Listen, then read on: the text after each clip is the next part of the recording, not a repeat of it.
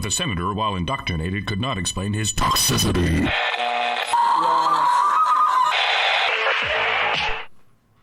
Coming to you live from a sometimes sunny, but no, you know what? I'm not doing that. I never did that. That's just, welcome everybody to Honey Badger Radio. That's not my thing. That's Alison's thing. Welcome everyone. And this is This Week in Men's Rights. My name is Brian. I'm here with Teal Deer. And also, surprise, I know that we haven't seen her in forever. Alison is here as well. Let me just put her in the shot there. She's really small, so she disappears sometimes. Hello, Alison and Teal Deer. How are you guys doing? I'm in pain because you made me laugh. You are a bastard. Hey, just a year ago, I had stitches going down halfway down my torso, and I stayed in pain for several months, so I don't think anyone made me laugh, though. At least not you guys. It was like meme videos and shit. But anyway, so we are... Oh, and Teal Deer is here, too. He didn't say anything, but I promise he's here. Right, Teal Deer? Say something so people don't think I'm lying? Waved. Oh, did that help? He is waving. Okay. So see, they're really here. I didn't lie. All right. So what we're going to be talking about today. Okay. So normally This Week in Men's Rights is all about good news, stuff that makes us happy, right? And if we can find it, which is few and far between. This week, I have a gift for you guys. It comes in the form of the State of the Union address that Trump gave just last week. Now, I just put a few things out there. I didn't think there was going to be anything of note or interesting about this. I specifically didn't. I only listened to it because I had nothing else to do, and I was playing Overwatch with my wife, and we were just listening to it in the background. But there were some key moments that I really need to bring up that I want to show you guys that if anyone watched it and they were paying attention, I think it's important because it displays for everyone to see the narcissism and the let's just say the narcissism, shallowness, and pettiness of feminists in Congress. And I don't have the clips, but if you guys look and see what the mainstream media was saying about this, they're worse. I can't believe how crazy they were. But we don't have time to get into all that. And then we're going to contrast that with this article from Reason.com called The Future is Female and She's Furious, because there is something about both of those things. I think you'll see the connection. So I'm going to go ahead and take you guys into my SciTube. This is my private space that only the people who I get closest to get to experience, where we will be watching this clip. So let me set this up, okay? The State of the Union address was like 2 hours long. And basically what it is the president, we try to do them every year. The president comes out and he talks about all the gains that we've made and then all of the future sort of goals that, we're hoping to achieve in the administration. Okay, I just Yeah? Are you bringing us into your rape dungeon? No. I'm okay with that. See? I mean, it's not that, but if you're okay with it, then it's not rape. So. Oh, but it just has to have one unwilling participant, though, right? Yeah, but I mean. Currently, there is only one unwilling participant, Alison.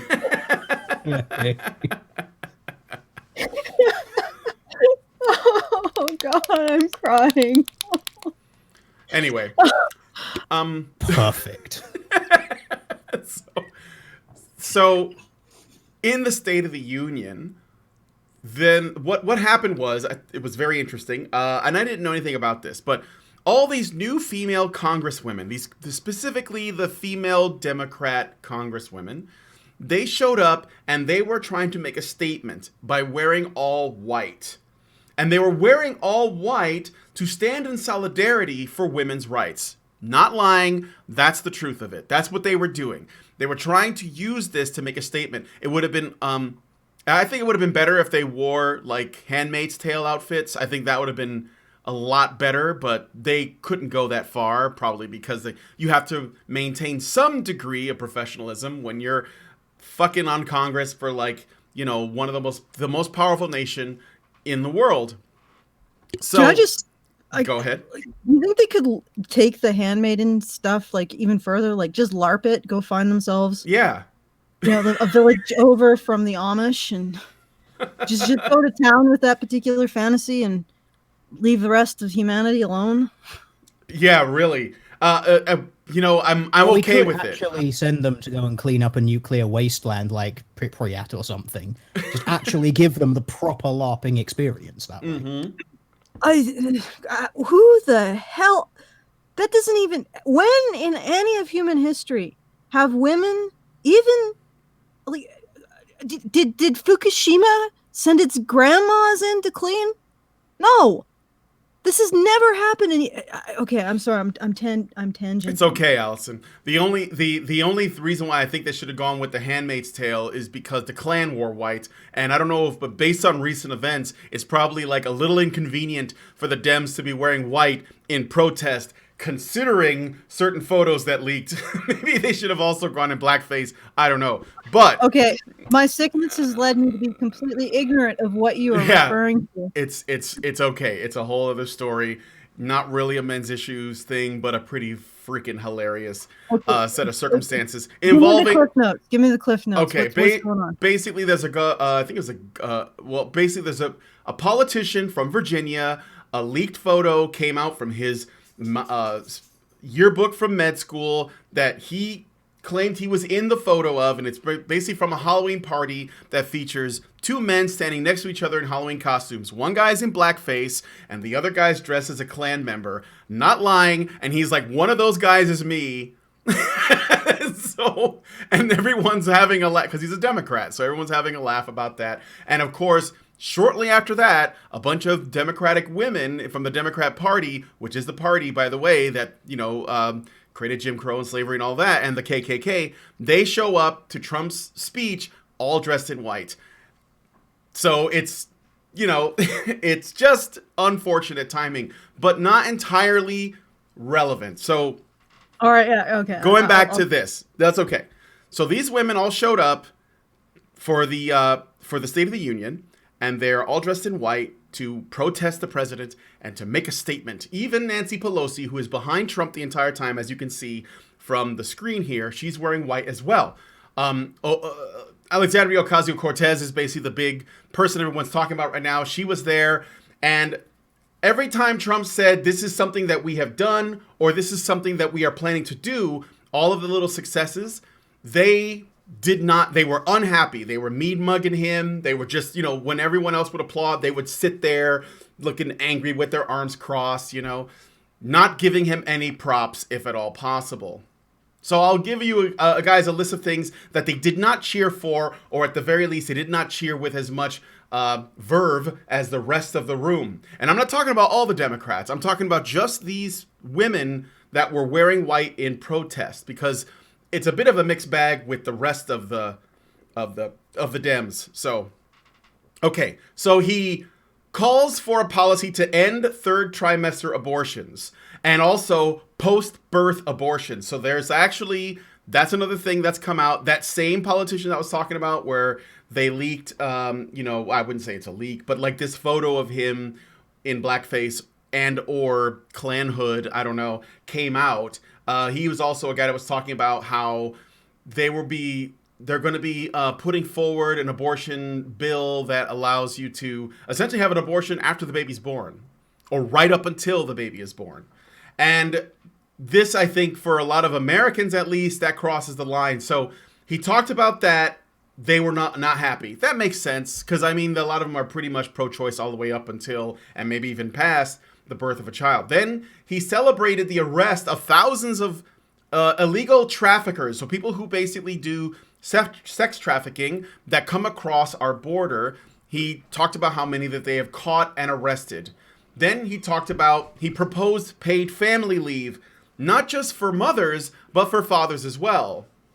Now, this is something, again, you would think the feminists are for, because they've talked about that. They've talked about how maybe we should also pay fathers family leave so that they could stay home with the child, right?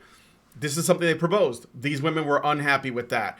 He demonized pointless wars he didn't want to engage in. They didn't applaud him for that. He proposed a plan to reform people who are arrested for nonviolent crimes, something he's calling the First Step Act. So if you were a person that was, let's say you were arrested for drug possession, for example, which is a nonviolent crime, he thinks that those people should not, they should have a path to redemption so they can get their life back in order. And of course, this mostly affects men. And I think he even acknowledged that when he was talking about it. Okay. And he used an example of a man who was arrested for drug dealing, and he was the first, it was a black man. He was the first person to come out of this first step system. So he's a minister or something, and he's basically like, rejoined society as a productive member.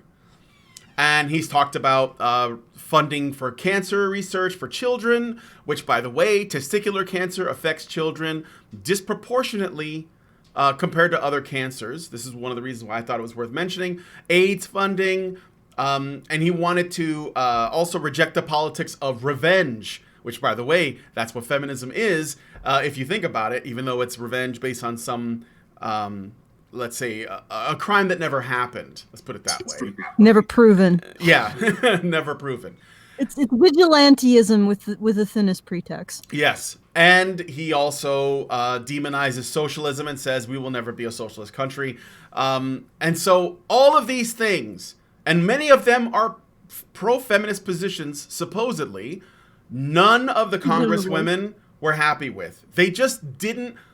It wasn't that they even thought about what he said, because when a lot of them were interviewed afterwards, they said that his speech was incoherent and he doesn't know what he's talking about and needs to educate himself or whatever. But they were just opposing him because of who he is, until this moment, this thing that he did. And I think he did this on purpose. So I'm going to show the clip and watch how these women react when they were frowning the entire time. Okay, here we go. Let me know if you guys can hear this. No one has benefited more from our thriving economy than women, who have filled 58% of the newly created jobs last year. So he says, women have filled 58% of the jobs created. So most of them are going to the women. Okay. Now this is them. Oh God! Do you see this is the Black Caucus from last year all over again. We have got record numbers of African Americans back into employment, and they just sit there. Mm-hmm. Should you guys not be applauding this? This is wait, thing. give him a moment, Teal dear. Give him a moment. No, it's okay. It's okay. Notice though, I'll go back a little bit because I want you to see this. When he says this, Alexandria Ocasio-Cortez is in the middle, in the center. She turns back like, are we supposed to hate that? Like, she doesn't know if this is still something she's supposed to dislike.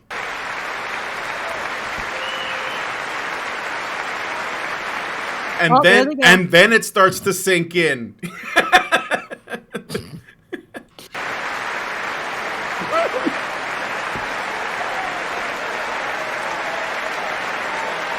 I like how grudging it is in front of them. Yeah. Oh God, that was bad. But this is amazing because you see, and it gets better. It gets better because we got to see this whole thing. They don't care about what's happening with other people. They care about themselves. This is exposing their narcissism. This is exposing, and everyone can see it. If you just give it a moment, okay? They did not applaud for a desire to not kill a baby after it's born. They sat there like, orange man bad. And then when he said, oh, here's a black man and a black woman, there was two examples, and I'm sure he picked them because they were black. I'm sure. I'm not saying that he's not playing identity politics in his own way, but he picked them to say, this is what I'm trying to do for, to help people who have been arrested. This is the criminal reform that Kim Kardashian talked to me about in the White House. I'm fairly certain that that's the product of that. Say what you want about Kim Kardashian, whatever. But they wouldn't cheer for that. But when he says, by the way, women are winning. They're winning everywhere. 56%, it's great. Frankly, I think I'm doing good. And then they're like, oh shit, wait, do we like that? Because he said it. But yeah, it sinks in. And they start pointing at themselves. Like, you see that? They're pointing at themselves and patting Yes. themselves. Yes, they are, exactly. Let's keep going. God. It gets better. It gets better.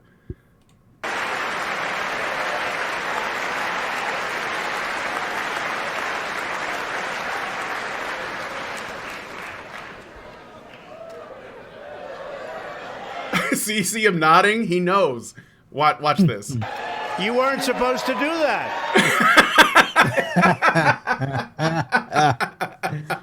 You see? He's saying you're not supposed to like that because everything else up until now you didn't like until I said this. And I think he's also saying you're showing your ass because you're showing us what you really care about, and that's yourself. Thank you very Go ahead. He might be saying that, you're not supposed to do that because you're supposed to hate me. Yeah, I think, well, same shit. I mean, you're not supposed to like what I'm saying because it's me. But you couldn't help yourself, right? It's interesting how he gets their approval when he benefits women. Not when he benefits minorities or children. Well, when he benefits these women. Because it's these women. When he benefits these women, the Democratic senators, the female politicians in power, then he gets approval. But only from these women, because everyone else was cheering everything else he said. And not all of it was about gender. It really shows the priorities here of the so-called progressive stack and intersectionality. It's like, no, we don't really care about minority issues at the end of the day. We don't really care about children's rights at the end of the day. We don't really care about prison reform and making sure that nonviolent offenders don't end up on the track of becoming even worse. Cancer research, AIDS research. Yes. Yeah, we don't care about, and the fact that nonviolent offenders, all of this disproportionately affects minority men, but even more disproportionately affects men. We don't care about these issues, but once you recognize that we're awesome, then we like you. Yeah, pretty much. Once you recognize how awesome we are, exactly. It's exactly right. Let's keep going. Very much. Thank you very much. All Americans can be proud that we have more women in the workforce than ever before.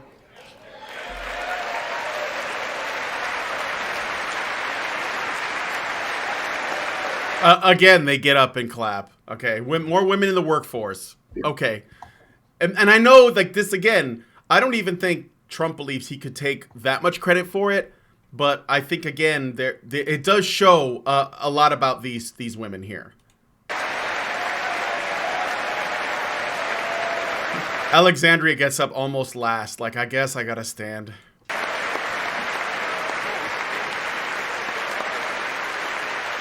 You know what this reminds me of? What? There was a comedian, and I forget the name of it, but when I tell you this set, you might be able to provide a name. And he would go on stage and he'd be like, "Oh, the women, you guys are great. You're smart, and you're just fantastic. Women are great." And then he says, "I say that," and all the women get up and they're applauding and cheering, and they're like, "Yeah." And he says, "I say that because you guys like to hear it." Oh, yeah. I forget who it was, but I have heard that. Yeah. That's That's absolutely right. It's absolutely true. I can't imagine. Is there any woman? Yeah, there's a couple women in there that aren't drawing attention to themselves like some. Yeah, mostly it's Republican women. There's probably some Democratic women too. I'm not going to be unfair, but all the people in white are basically women in the Democratic Party that are trying to make a statement against the president. They're rebelling. They're hashtag resisting because they're oppressed, despite the fact they're sitting in fucking Congress. Yeah, so. That's amazing. And they're sitting in Congress, and this powerful man is telling them all about how he's benefiting them. Mm-hmm. And they're eating it up. Oh, this format is such a. This is another thing that it's like I had a feminist recently tell me, "Oh, well, the men in power are blah blah blah. That means that men are benefited." I'm like, have you done a study on whether or not men in power actually want to benefit other men? Because I think that's if you haven't, then you really can't assert that men in power is actually a benefit to all men. Yeah, Unless they're looking for boy pussy, in which case maybe. Did Trump actually go up and say, and men were benefited by this? No. No, he didn't say that. Because the men don't want to hear that though. It doesn't work on us. Like, we don't care. Oh, Jesus. Yeah, he did something better. He said we'll never be a socialist country. So let's keep going. Don't sit yet. You're going to like this. He keeps on. He's buttering them up, but it really is exposing a lot about them.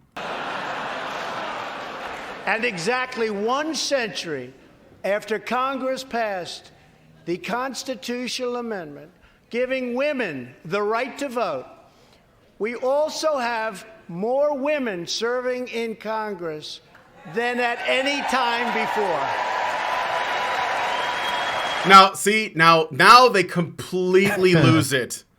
Now it's really about them, right? Yeah, look at us. We're great. Oh, go ahead, Tilde. I'm sorry. What was that? That's just oh God, this is such smug self-congratulations.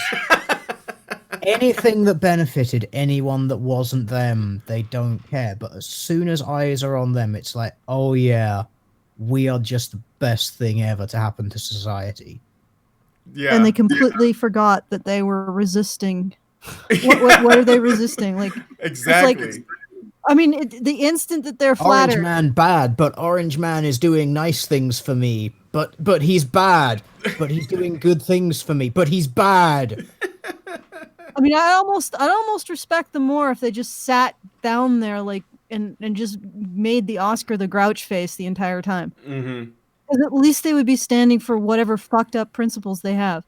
But they immediately lost the principles as soon as Trump dangled a lolly, in front of them. They just fell for it. He's got them in the palm of their hand. They fell for it. He knows their kryptonite. It's their narcissism. He's got them by something, Brian. He's got them by something. He's grabbed them by something. Something, yes. A convenient female handle. He's got them by it. Yes. And they let him. Well, they did let him. Okay, let's get to the rest of this. Let's watch them self-congratulate a little bit more.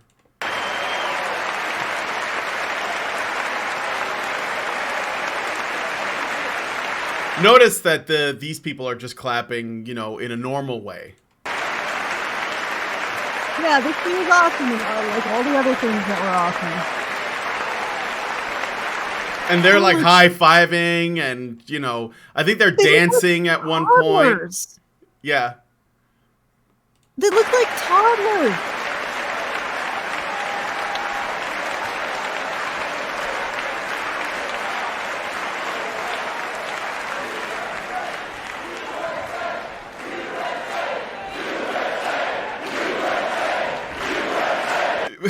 He got them the sorry, chance. Are you a bunch of fucking racists or something? I thought nationalism and pride in your own country made you a racist who hated everyone else. What are you, xenophobes?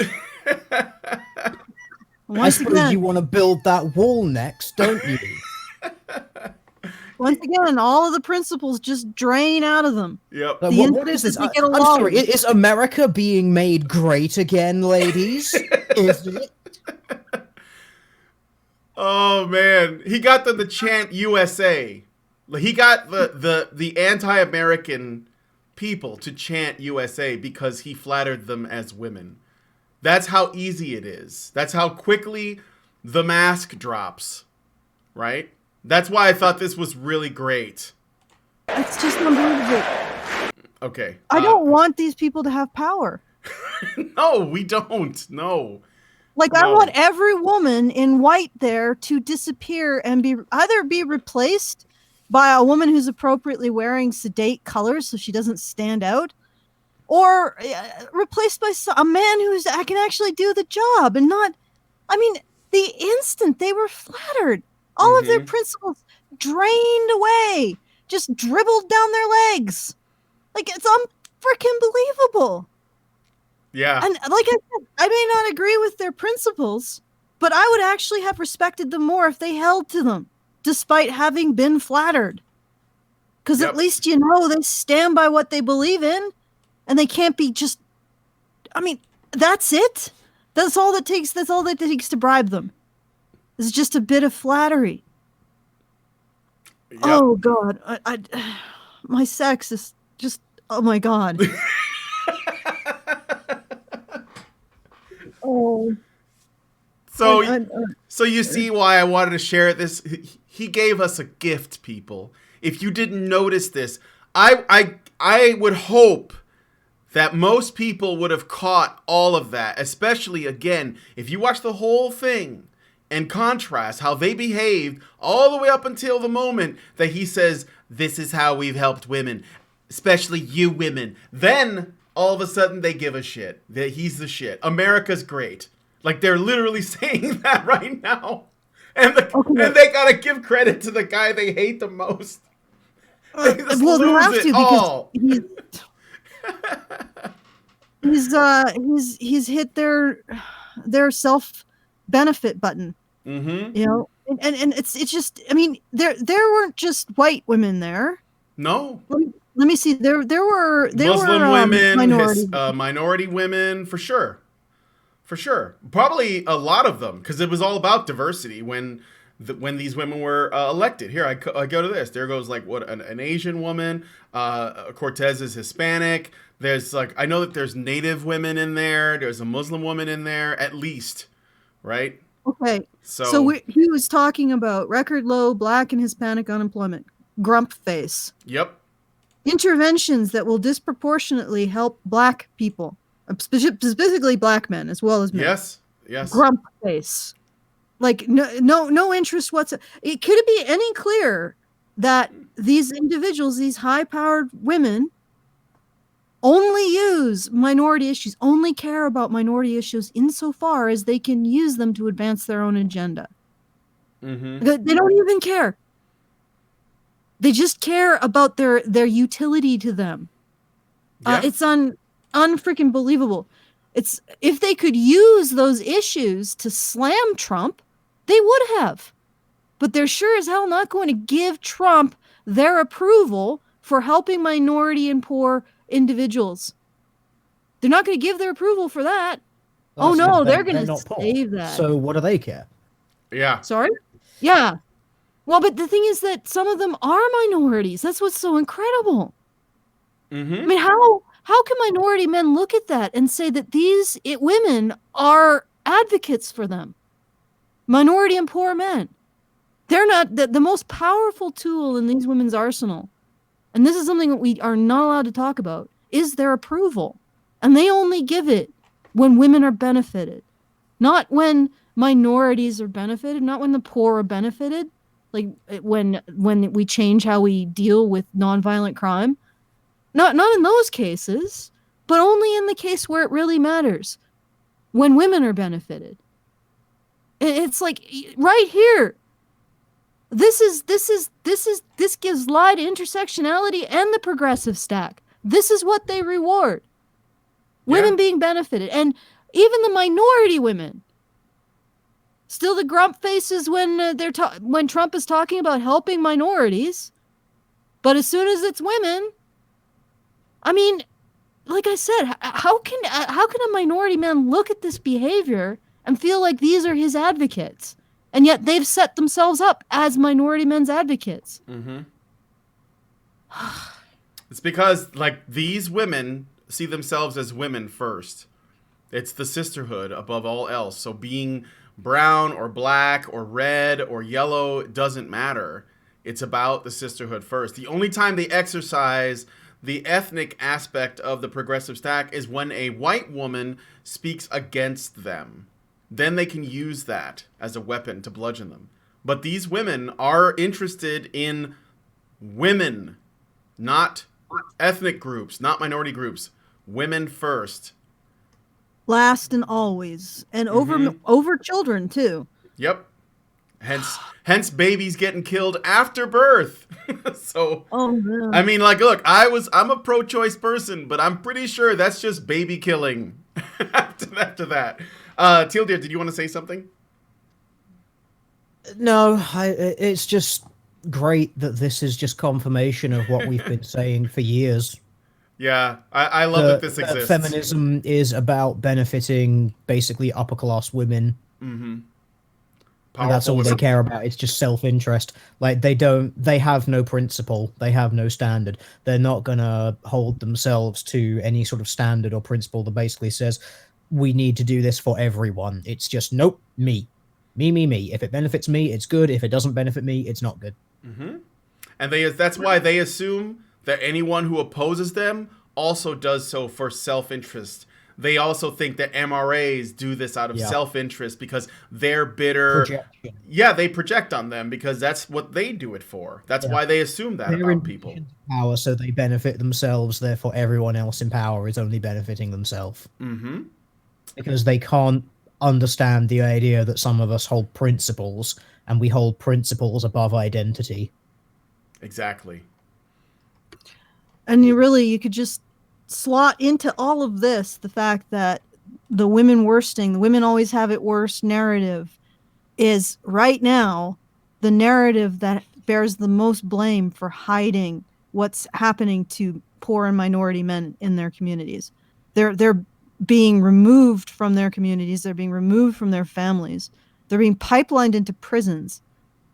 And they're being, as fathers, they're being removed from their children, and as children, they're being removed from their fathers. And I use the term soft genocide. And maybe it's an exaggeration, but to remove poor and minority men from their communities and families, that is a horrendous thing to do. And women worsting, the idea that women always have it worst, hides it completely. Just throws a festive rug over the issue. Because, of course, no matter what you do to minority men, minority women have it worse because they're women. And then the minority disappears and you're left with a woman. Minority women are the primary victim of minority men going to prison because then they have to raise the kid by themselves. Yeah, of course. In their freedom and their welfare. Can't you see how they are just the victim of that? Yeah. Like women are the primary victims of war. Yep. And it's a situation where the elites can do whatever they want to minority men. And what ends up happening is you are destroying minority men effectively in their communities and families. You are pipelining them into prisons. So it's almost like an extension of slavery. And you are reducing minority women down to their reproductive utility. And you're doing this all under the banner of a so-called liberal policy. And you can hide it all. You can hide everything you're doing, all the targeted nastiness that you're perpetuating on minority men. You can hide it all because women always have it worse. So you can shoot them.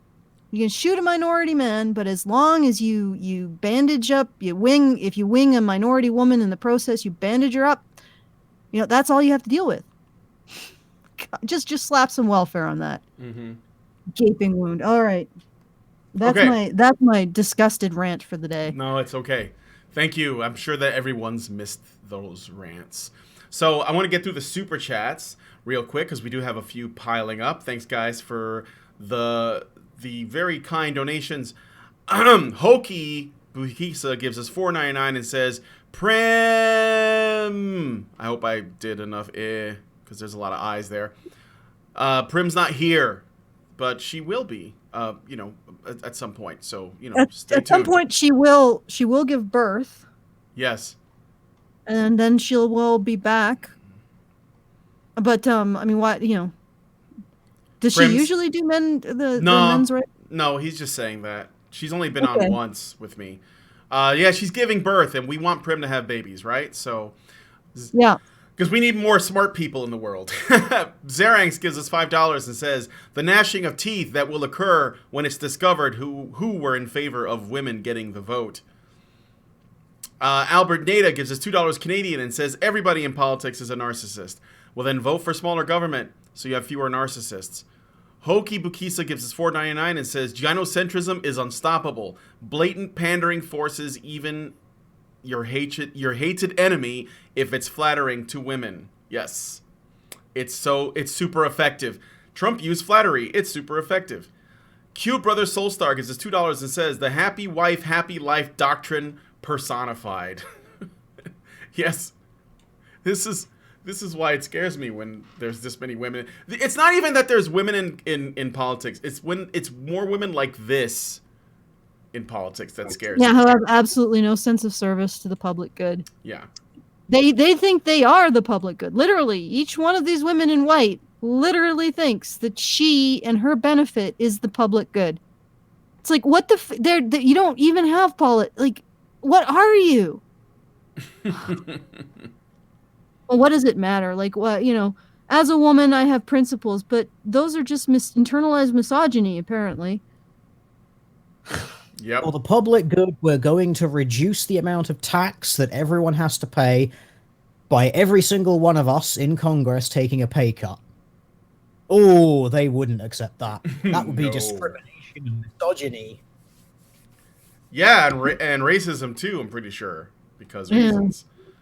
So everyone in the country will be better off, but we will be negatively affected, so it can't happen. Well, Also, there you the go. wage gap or something. Jump my wage gap. Oh. So, Okay. now we're going to go into the story, the write-up this Reason.com article, and I thought it would be a good contrast to, the original, to the video we watched. So it's entitled, The Future is Female and She's Furious. We're going to go until about 4, and then we're going to do the after show. So we got about 20 minutes. But I hope you guys enjoyed that video. And I don't know if anybody else saw it the way I saw it, but I had to share that because I don't think a lot of people caught it that way. So let's see what this has to say. Is rage the future of feminism? This is Kathy Young that wrote this. So I didn't know that until just now. I hadn't read this. This is going to be, I'm going to be going into this blind, guys. So in October, a few days after Brett Kavanaugh was sworn in as a Supreme Court justice, the Washington Post published one woman's account of channeling her rage into half an hour of screaming at her husband. I announced that I hate all men and wish all men were dead, wrote retired history professor Victoria Bissell Brown, entirely unapologetic despite conceding that her hapless spouse was one of the good men. While Brown's piece was more clickbait than commentary, it was an extreme expression of a larger cultural moment. 'Tis the season to be angry if you're a woman in America, or so we're told. The storm of sexual assault allegations that nearly derailed Kavanaugh's confirmation was just the latest reported conflagration of female fury.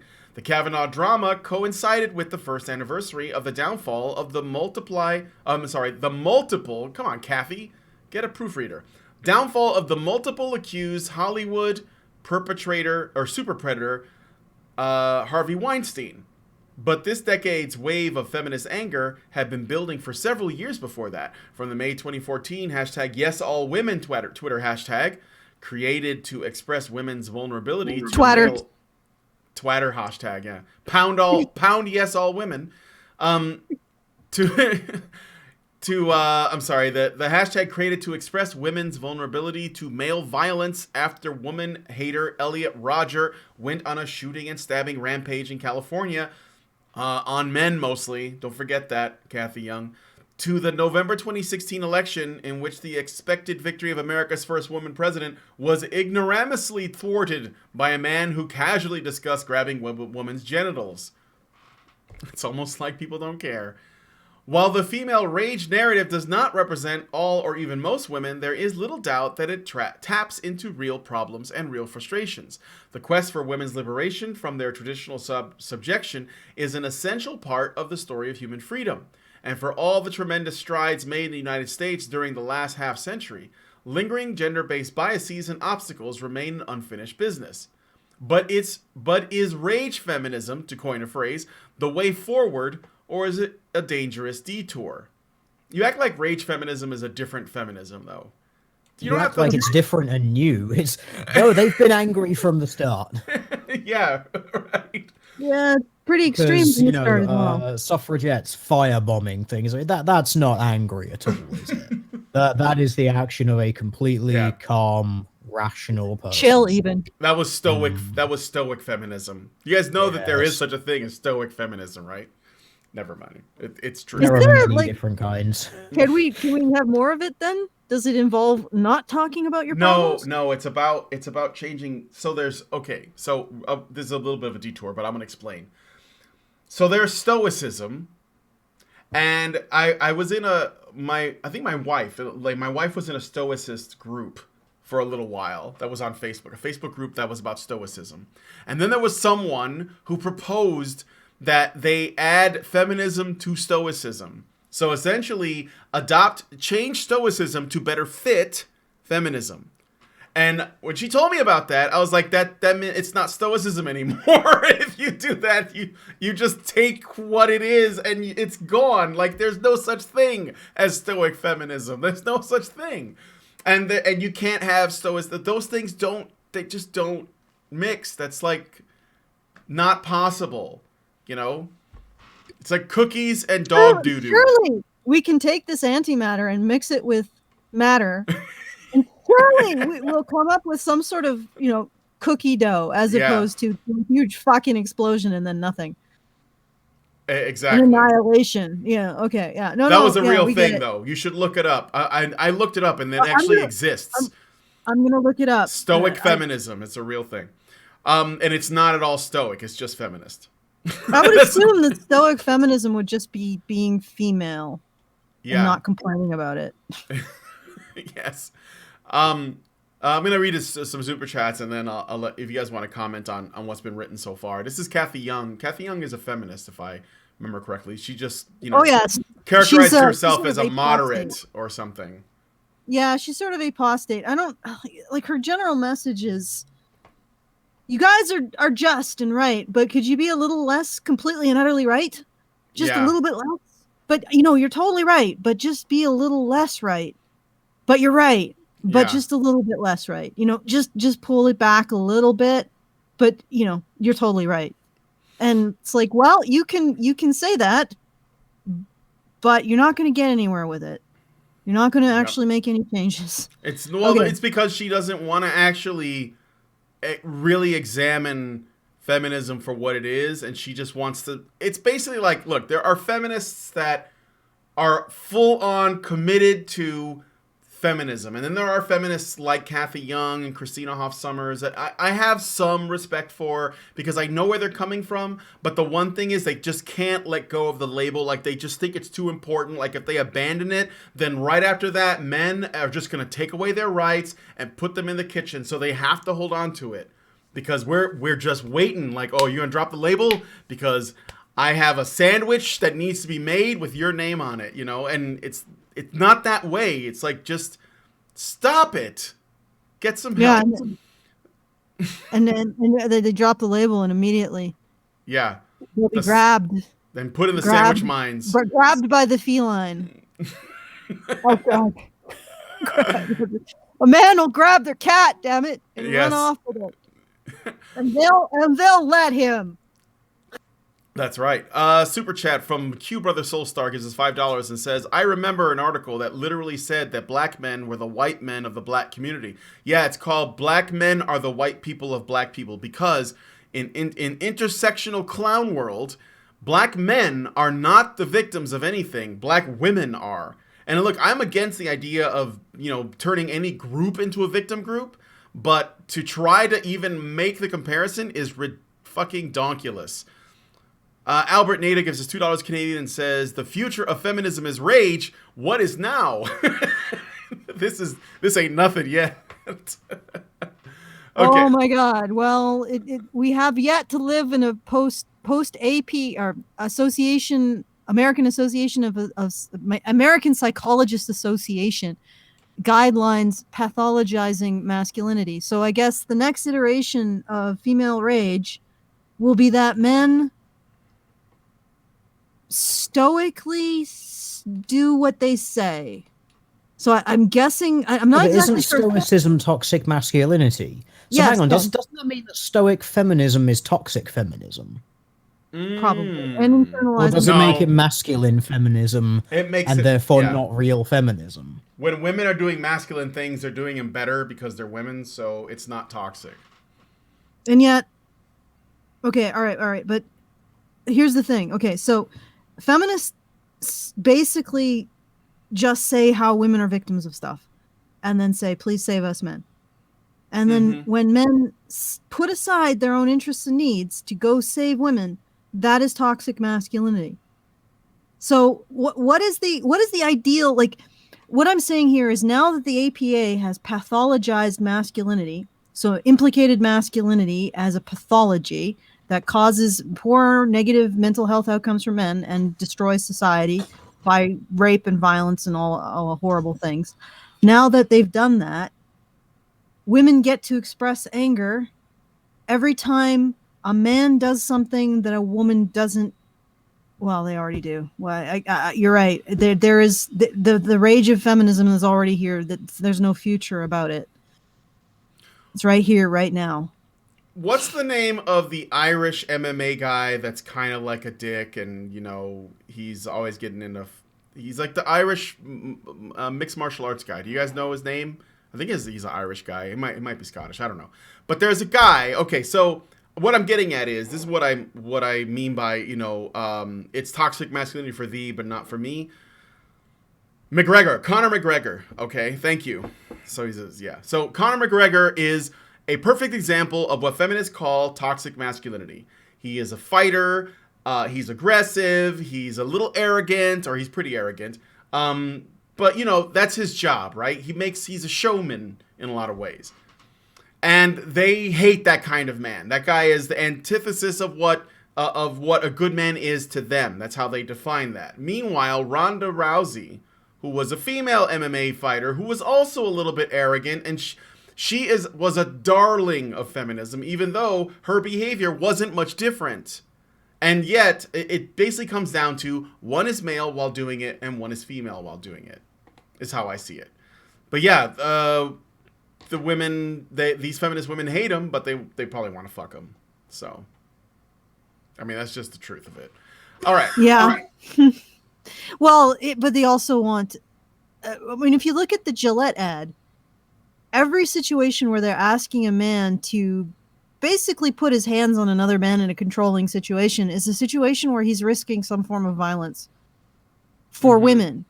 But of course, if he doesn't, I guess, cry pathetically if he gets punched in the face for telling a dude to stop saying hi to a woman, he's embracing his stoic masculinity, which makes him toss. You know what? This basically is an impossible ideal.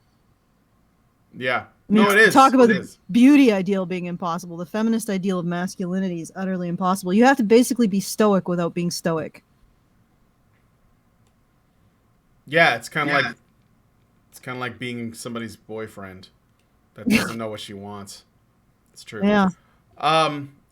Yeah, some people said that the woke are divided on Rhonda because she criticized feminism and wouldn't buy into the victim narrative. Yes, that's true, but they loved her until that. It basically comes down to, did she speak out against us? Okay, now she's our enemy. But before that, they saw her as like a role model for women. They never said that what she does is toxic. Her actions as a MMA fighter were not toxic. It was just her opinions on feminism that made her the enemy. That's different, though.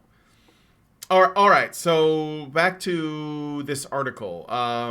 It's kind of long. I want to know what she's getting to. While the female, let's see. Oh yeah, the case for rage is made in 2 new books published almost simultaneously in the fall. Rage Becomes Her: The Power of Woman's Anger by activist Soria Kemali, and Good and Mad: The Revolutionary Power of Women's Anger by New York columnist Rebecca Traister. Traister's book is, despite its forays into the history of American feminism, very much of the current moment. It is dominated by the 2016 presidential race, the Women's March, and the hashtag MeToo movement. Traister believes that Donald Trump's election woke the sleeping giant of female rage at the patriarchy. The patriarchy that has just ensured that a record number of women are in jobs, and a record number of women, over half of that. It's like, yes, that patriarchy, yes. Yeah, that's one of the reasons why I thought this would be a good contrast for that. In Consensually grabs women's genitals, Brian. Oh. Consensually, because they let him. Okay. Okay. Along the way, she seems to suggest that pre-2016 feminism was a mostly cheerful kind, with a focus on girl power and sex positivity, an account that airbrushes not only #YesAllWomen, but many other days of rage on feminist Twitter and on websites such as Jezebel. I like how she leaves out #KillAllMen, too. Why'd you leave that out? That was kind of a that's just that was a because it was thing. satire. It was a joke, Brian. It was Yeah. just satire. You just don't get it. It was funny. It was satirizing something.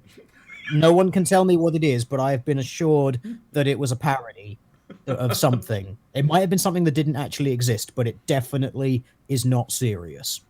Or something. I shouldn't take it personal, otherwise it's showing my male weakness, my male tears. So I will be quiet. Which you are supposed to show, your Fragile. weakness, your fragility, but at the same time, if you show it, so fragile, cry more. Don't be stoic. Show your feelings, but stop crying those man tears, you man baby, with your what about the mensing. you fuck boy, because let's mock men who are raped in prison here. All right. She wants women to hold on to this anger and to channel it into a struggle for revolutionary change rather than to move on and calm down in deference to social expectations. Our job is to stay angry, perhaps for a very long time, Tracer warns darkly.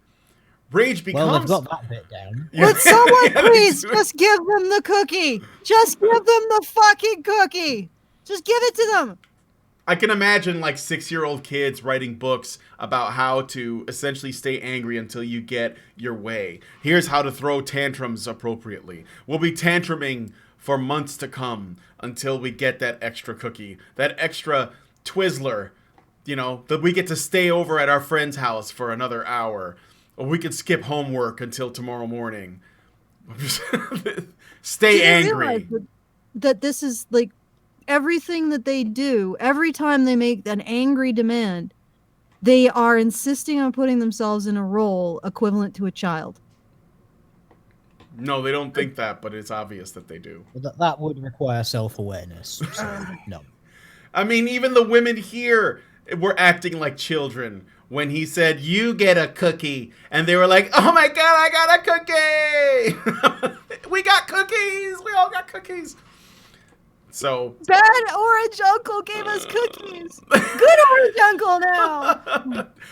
Just for the right after that though, they hated him again. Not kidding. Right after that, they were interviewed and they were like, "He's a moron." I was like, okay, whatever. I don't know who looks dumb. Played by a moron. So. Yeah, really.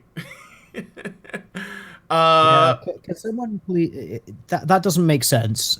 Has anyone pointed that out to them yet? It's like, you can't sit there and go, "Yay, yes, this is great. Look at the thing that he said." God, that guy's a fucking dick. Yeah, I know exactly. That's exactly what happened. It's like, sorry, are you bipolar or something? Do you have the headmates with someone else fronting at the time? You don't understand. Gone back to the default now. Logical consistency is internalized misogyny, Teal dear, and you just gaslighted them because... It's true. I denied their lived experience. I rejected their reality and substituted my own. They have the right to take Trump's cookies and nom those cookies and get those cookies all over their bibs and their high chairs. And then when they're done, they still have the right to hit him in the head with a rattle because he's bad. Yep. Rage becomes her provides a broader context for this anger. Kemali, the writer. Kemali, the creator of that #YesAllWomen hashtag, sets out to count the ways sexist oppression continues. in her view, to permeate the lives of women and girls in America. Her indictment includes inequalities in school and at work, ever-present male violence, rampant and usually unpunished sexual assault, the sidelining of women in literature and film, male-centered sexual norms, subtle or overt hostility towards female power and ambition, and a variety of petty indignities, from mansplaining to catcalling to long bathroom lines. Like Traster, Kamali sees women's long-suppressed anger as a necessary driver of change. Stay mad. She big mad.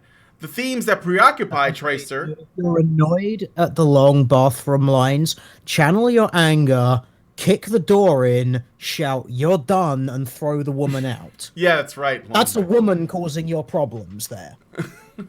That's not them, that's another woman.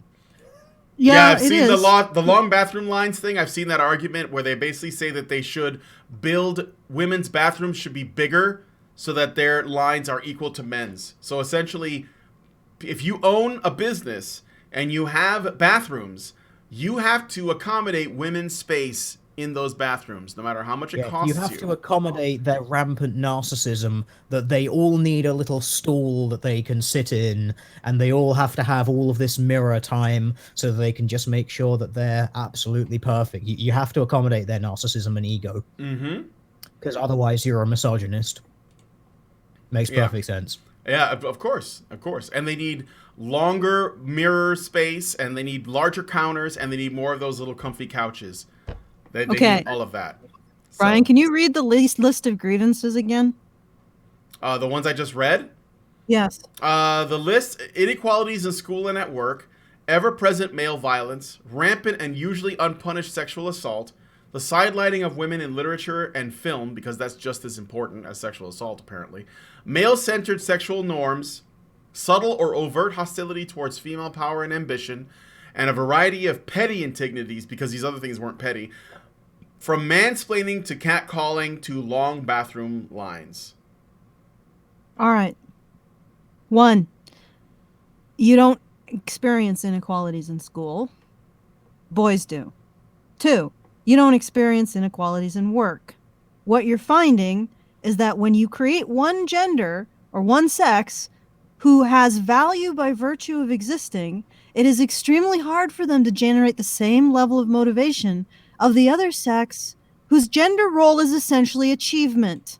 In other words, men have no value if they don't achieve. Good luck competing with that, ladies. Do you really want to compete with that? Then you got to take away women's inherent value, which good luck with that. What was the other one? Sexual violence, or just violence in general. What that translates to every time I've argued with a feminist is men are larger.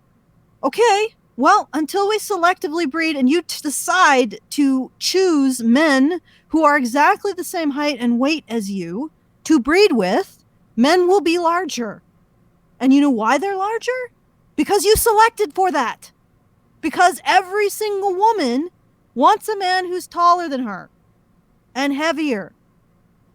And the most petty reason is so that they look good in bathing suits together. Mm-hmm. All right? His ass isn't smaller than yours. All right. Men are never going to be able to get rid of the fact that they're larger. So it is completely unfair to say that as long as men are larger and we are selecting for larger men, we get to live in fear of them. Even though we get more social sympathy. So yes, a single man is more likely to be more physically powerful than a single woman. But he's not going to be stronger than the 5 or 6 men she can call to her aid the instant she's pissed off at him. Okay? Why don't you bring into the equation the social power women's vulnerability has? And then you get a little bit more of an equal situation, if not skewed towards women, physically. All right, so let that one go. I mean, Jesus Christ, we don't do this with... if somebody has a phobia of horses, we don't say horses are bad because they're bigger. Anyway. Mm-hmm. And then the sexual violence thing. Well, most men who are sexually violent, they are a tiny minority of men, and they have brain structure differences than other men. Every man who engages in antisocial violence of any sort has brain damage, usually as a result of actual physical abuse, physical, sexual, mental, whatever abuse. So we have a small subset of abused men with brain damage doing shitty things. They don't apply. Their behavior, their instincts, all of their they don't apply to normal men. Stop blaming normal men for a subset of damaged men who do shitty things. Okay? Especially when that subset of damaged men is overwhelmingly raised by single mothers. Yes. Yeah, overwhelmingly raised by single mothers, and if they are rapists, overwhelmingly raped by adult women as children and teens. Okay? So you want to actually deal with the damaged men who are causing problems? Well, start recognizing the damage done to them and get them into rehabilitation. All right, and damage done to them by women. I know they'll be like, oh my God, you're blaming women. Yeah, I'm blaming women. My fucking God, I am doing the unpardonable sin of saying women have an effect on the world around them and their children. I should be hung. I should be shot at dawn for the blasphemy of actually recognizing that women make individual moral choices. And those individual moral choices actually have an effect on their children and society at large. My God, I'm a horrible human being. All right. What was the other one? Was there anything? There was sidelining of women in literature and film. That's Give me a fucking break. See, point number 2. You want to compete with a group of people whose gender role is literally to achieve? Good luck with that. You know what you could do? Maybe give men some value outside of achievement because they're achieving for you. All right. What was the other one? Was everything else petty? Yeah, it's like male-centered sexual mansplaining norms. and like sexual norms. The myriad of once articles in men's magazines, which is like how to do everything for women. And then long bathroom and lines. all of the things in women's magazines, which is how to do everything for yourself. Well, not everything for yourself, or how to get other people to do it, or how to complain about it. All right. I'm not even going to go there because I've already taken a shotgun to there. These are the big issues that feminists have and feminist-leaning people have, and they're all completely illegitimate. Mm-hmm. They all, you could actually, tomorrow, you could probably reduce the rate at which women are abused and sexually assaulted. And the way you would do it would be to identify those damaged men and get them into rehabilitation. But that is not acceptable because reducing the rate at which women suffer these violent experiences is not the point of these ideologues. The point is to be able to sit in Congress and receive cookies from an alpha male. That's the point. I don't give a shit about raped women or beaten women. If they did, they wouldn't deny half of the data on the problem. Because you ain't going to make a solution if you deny half the data and you ignore it. Oh my fucking God. I should calm down. It's okay. I think we're going to go into the after show anyways, because we've gone for an hour and we're going to do the rest of the article in the after show. So if you guys want to be a part of that, you have to become a badger. So to do that, you have to go to feedthebadger.com and set up a monthly donation. And then you can come in our Discord and you can watch the extra shows and you can be a part of them. And also you can bathe in the badger goodness. Yeah, and you can bathe in all of our badger goodness and rage that is justified rage, not ridiculous rage. And you can also do that through Patreon. So it's patreon.com/honeybadgerradio. Although I personally recommend that you just go to Feed the Badger because I understand that Patreon is running on fumes at this point and we don't know how much longer they're going to be around. So please do that. And I'm going to read fucking evil. Yeah, and also they're fucking evil. Yeah. All right. Well, most of Silicon Valley is pretty fucked at this point. But I'm going to read the rest of these super chats, and then we're going to sign out, because I don't want to forget the super chats. Last time I forgot one. I feel really bad. It came like right as I was quitting, though, so I don't feel that bad. Okay, Albert Nada. No, I already read that one. Zeranx gives us $10 and says, feminism equals feminine plus ism. Ism equals devotion or adherence. Subjugation/submission to something. Feminism equals submission to the feminine. There is no such thing as a moderate female supremacist. Okay, thank you for that. Ramban 3000. And that's why we don't call ourselves masculinists. Yeah, there's no such thing. And you know what? Not only that, but I don't think that such a thing is possible. I don't think you could even. To the masculine, You I think couldn't. there are some No. women who would disagree. What that there could be that masculinism could be a thing. Well, probably not masculine. Well, gore. What's that? It's basically a submission to it's a, you know what, I'm getting on a really, okay, it's a fantasy novel in which it's the entire premise is a culture in which women submit to men. Well, I don't think yeah, sure, it's a fantasy thing though. I don't think that that's possible in our way. I think that men wouldn't even want to do it. So anyway, but that is right. That's why we don't call ourselves meninists or masculinists. There's no such thing. If anybody uses the word masculinist or meninist unironically, correct them immediately and tell them that's not real. Stop lying. Stop it. There was one person who used it unironically, but I swear to God, he was the craziest man I've ever met. Oh, I've heard some guys that are trying to be egalitarian, that are trying to do the radical fence sitting thing, that use it unironically, and they think that it applies to MRAs and PUAs and other red pillars. I'm sorry, dude, but even if there are some that feel that way, it's not enough for that to be a legit position to have. Rambam 3000 gives us £2 and says, "Forget it, Alison. There's no squaring that circle in terms of toxic stoic masculinity." Tyler Preston gives us $5 and says, "On to something positive. Did any of you see that interview of Lauren/Renfamous did with Kevin Logan?" No, I did not. Q Brothers. That's positive? Well, it might be the debate. Was that the debate between Kevin and... Because I feel like I've heard the word Renfamous around the Comicsgate circles. Could that be the Ethan Van Sciver thing? I don't know. But I didn't see it, though. Q Brother Soulstar gives us $5 and says, "Tall men is Title IX sexual harassment, but short shaming is rampant." Oh, what? Tall men is Title IX sexual harassment, but short shaming is rampant. Okay.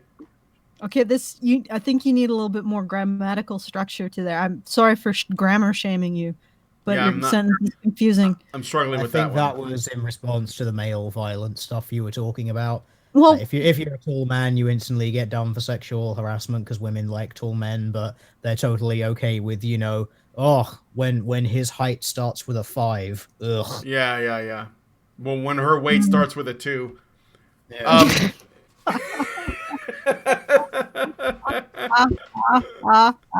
I'm laughing really awkwardly because if I laugh any lower in my abdomen, I will be in pain.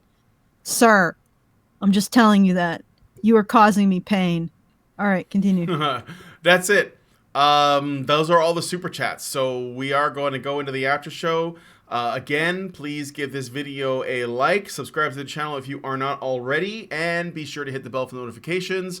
Also, leave us a comment. Tell us what you think about the State of the Union. Did I get it wrong in my observation? Do you think that this is something that people are going to notice? I think that I feel like I've seen a lot of commentary from people that were on all sides politically, and they did not catch that from what I saw. So let me know what you guys think. And we're going to go into the after show now. So thank you guys for coming on This Week in Men's Rights. I want to thank Alison for coming out from just from her near-death experience. And not near death. It wasn't near death. I wasn't. Okay, guys, so just so you know, I was in surgery on January 16th. I had some complications which extended the length of my repair, healing, recovery. I got it. I got the word right. In 2 weeks. And so I've been just sort of trying to avoid too much stress so that I can actually heal up my surgical incision. And there's, it's still like a little part, and still is like this stubborn little part, and it's like, I'm not going to heal. And I'm like, you are going to fucking heal. But this argument will eventually be resolved, I'm sure. And so that's where I've been. Before that, I was just like, it was Christmas season, you know how it is. So that's where I've been. I will try to get back to doing more content now. I am fine. The surgery was a planned surgery. It was an emergency, so don't hyperventilate if you actually don't think I'm the worst thing about Honey Badger Radio and would actually be concerned by my passing. I am not going to pass. I'm quite healthy and fine. It was just some, I would say, I guess, sort of minor complications to the surgery that had put me out of commission longer than I expected. Yeah, also don't go to Patreon, go to feedthebadger.com and sign up. Patreon, I don't know what to say about them. They're just fucking up, essentially. And I actually feel bad for Jack Conte because he probably is responding to pressure by MasterCard and even rogue government agents operating off of the Project Chokehold. Is it Project Chokehold? Operation Chokehold. Operation Chokehold. Yeah. Or Choke Point, I think. Choke Point, yeah, Choke Point. So it is a shit show in finance right now. The liberals, the Obama administration basically lit a trash fire in their banking system and then sauntered away. It's a sachet. It was like a sachet. Yeah, it was a sachet, Mm-hmm. They just sashayed away as the financial sector gets slowly burnt. Mm-hmm. All right. So anyway, go to Feed the Badger, don't go to Patreon. And that is my final word.